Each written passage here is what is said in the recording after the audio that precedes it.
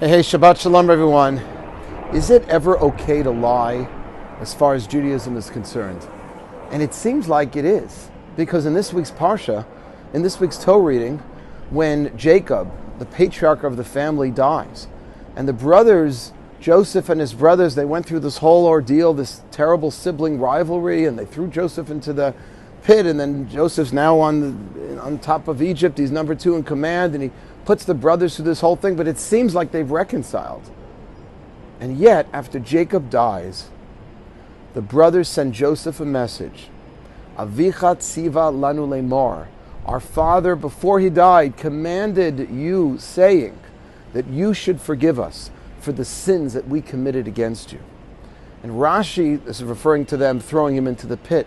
And Rashi, the great biblical commentator, brings down the Talmudic tradition that this is one of the few instances in the Torah where someone lied, where someone changed the truth in order to preserve peace, because there is no record and there's no evidence anywhere, says Rashi, that Jacob commanded the brothers, that Jacob commanded Joseph, rather, to actually forgive his brothers.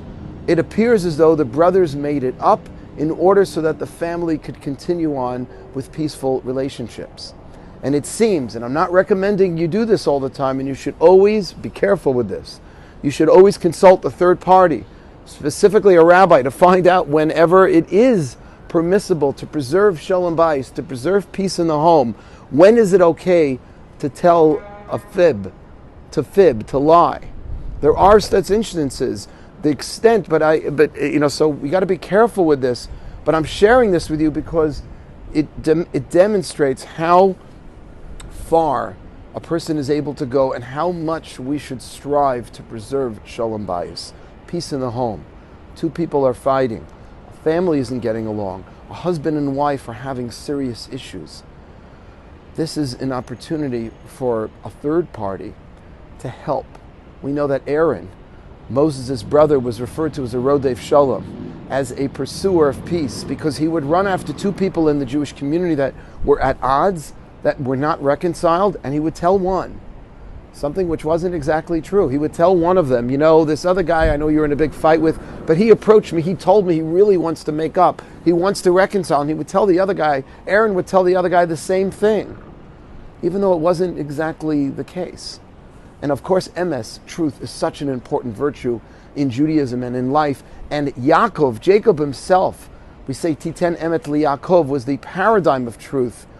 Yet it seems that to preserve family, shalom bayis, peace of the home, it's okay at times to bend the truth in order to preserve the peace. That's not a license to go out and lie whenever it's convenient, and it's not to take us on the wrong path to say, hey, it doesn't really matter what we say. It matters tremendously what we say. It's to demonstrate how important it is to have peaceful relations and the strategies and whatever it is that we need to do in life to make sure that we keep up good relationships with our colleagues, with our family members, and with the people closest to us in life. What we won't do to keep the peace in the home.